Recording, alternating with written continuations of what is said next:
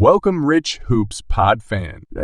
Finals Game 1 just wrapped up. Let's just talk about Game 1. I will say, no matter if it's a 20-point blowout, a buzzer beater, I'm enjoying every one of these games because at the very most, we got 6 more games left in the season. It just wrapped up already about how potentially boring this series can be. And I honestly think that I don't want to gatekeep anything, but if you really enjoy the game of basketball, there are a lot of fun things about this Game 1 that you can be thinking about going into Game 2.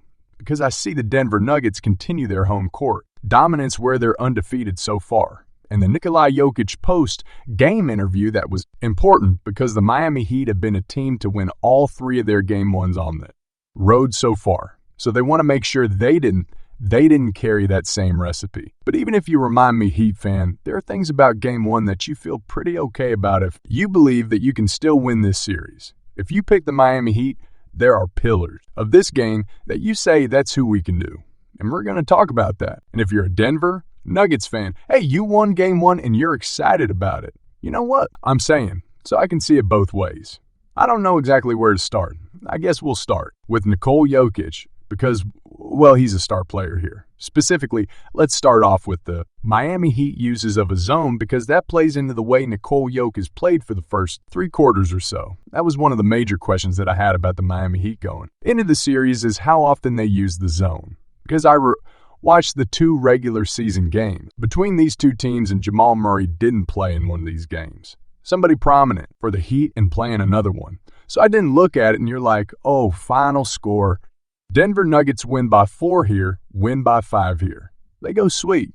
I was trying to figure out the skeleton of the potential scheme going into it. Now, it's a lot of different come playoff time because you talk about the regular season that one of these teams could have been on the second night of a back-to-back where you don't really have time to game play. Because in the 2 games in the regular season, the Miami Heat ran that zone a ton. And I think part of that was because they were on demand where Orlando. Robeson was getting him into one of these games. And the other game, oh man, I forgot his name. Yeah, played a couple of games for the Heat earlier this season. He's a stud too. But he did some crazy stuff from Kyle. I can't remember his name. They were super short-handed, so they ran a lot of zone. And when they were running that zone, the Nikola Jokic is absolutely feasted. He's one of those players that the zone typically doesn't work against because he's the best passer. Basketball, one of the greatest passer of all time. And he is okay with not being able to get his own shot because he trusts Aaron Gordon, trusts Michael Porter Jr., trusts Jamal Murray, and all the other people to make the shots. And as we saw through the first 3 quarters, well, he only attempted 5 shots in the first 3. And the only reason he started to take more in the 4th quarter is because in Miami, he wanted a huge run. 11.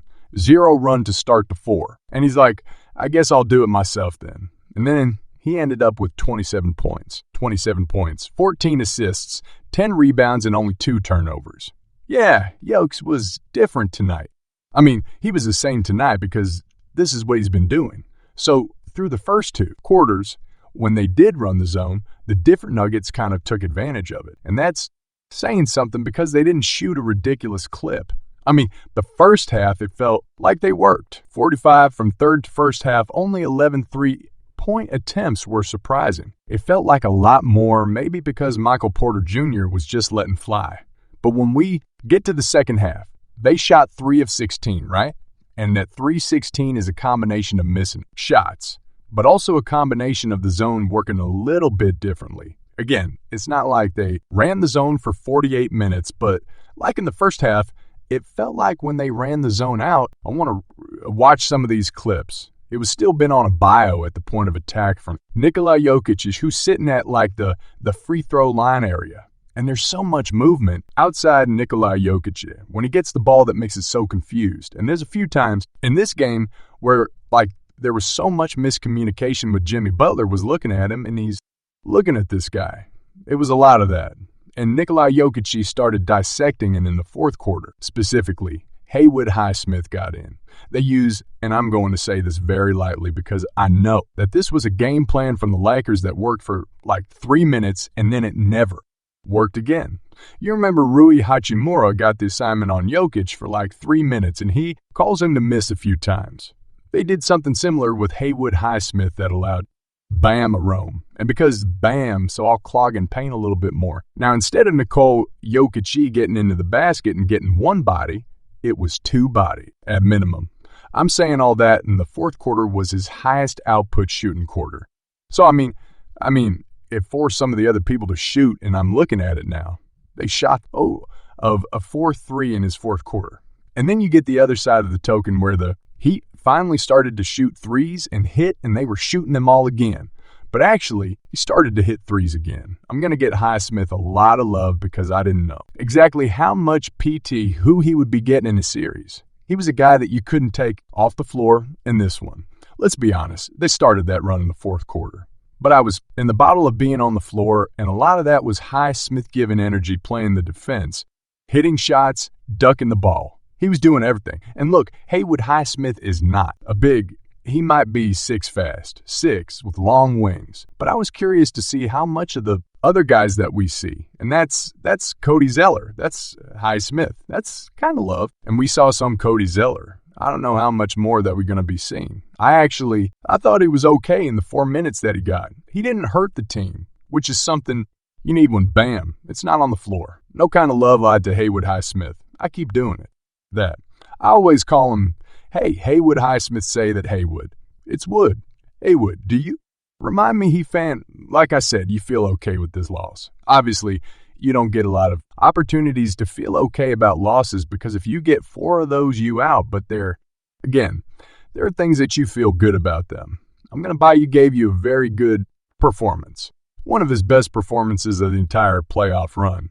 If I'm being honest, where he was aggressive on the offensive side of the ball again, he's limited defensively only because he's going to get yoked. You know what I'm saying? Like he's one of the best defensive basketball, but he's going against arguably the best offensive player in ball right now. So, there's so much he can do by himself. But eventually, you don't need Jimmy Butler to wake up. Eventually, you don't need it, man. And doing all of the interviews before, the press run before the NBA Finals, he was asked about his ankle, and he said he's not. Allowing his ankle to be some type of scapegoat excuse or whatever because he's obviously playing through something right now.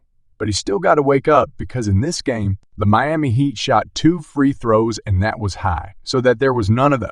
Starters got to the free delight at all. No bad amount of BO. But Jimmy Butler is usually the guy. Again, one of the things that people hate about Jimmy Butler, but it's also a huge part of his game and it's effective part of his game. Get into the basket, draw 1,000, triple pump fake, whatever. We got none of that. I don't know if Buddy pump faked at all today, which is Jimmy Butler. It's Jimmy Butler. Now, I know I criticized him a little bit throughout the end of the Boss's Self-to series that he was pump faking a little bit too much, trying to do too many fouls. We can't go from too many fouls to 0 fouls completely. We got to find some middle room because we get to the free throw, less easy baskets. Saying easy opportunity for you and your team because you are a good free throw shooting team. And I don't think he scored in the fourth quarter again. They went on that run without him. So he sat on the bench a little bit longer in the fourth quarter than normally would. But still, if you're going to win the NBA Finals, you need Jimmy Butler to have Jimmy Butler performances. And I don't mean 52 points to what? What do you do? 52. Then you have 48, whatever it was.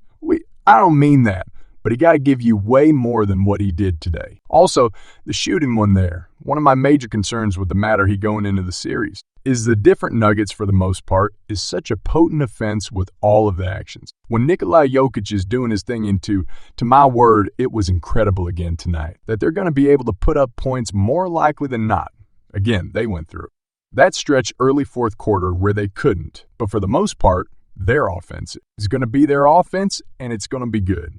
The Miami Heat don't have that same luxury. Like so far in the playoffs, their offense has been amazing. You know what I'm saying? Like the first round, they shot crazy from 3.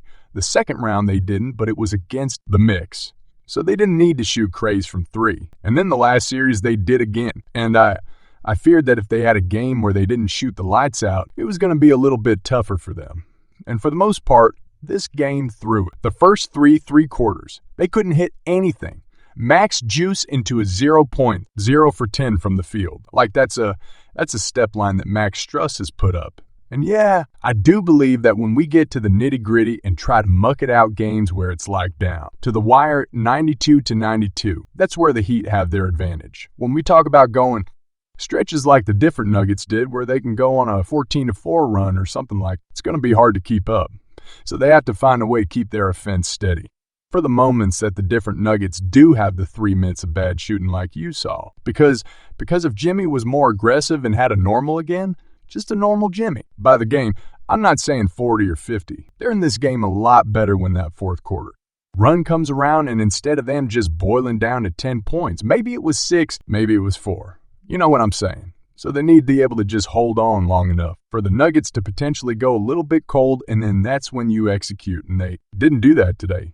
But I don't know, man. Again, I'm just enjoying all of this. This is in my opinion, shaping up to be a good fighters matchup through and through. Is it 4? Is it 7? I don't know. It's not really relevant to me, but through this first game, I feel good that we're going to get a good series no matter the length of it. That's how I feel. I didn't talk much about Jamal Murray other than acknowledging how good of a game he had. For it to be, everybody here, except for Seep's first NBA Finals game, they felt ready for the moment. Aaron Gordon, Michael Porter Jr., and Nikola Jokic.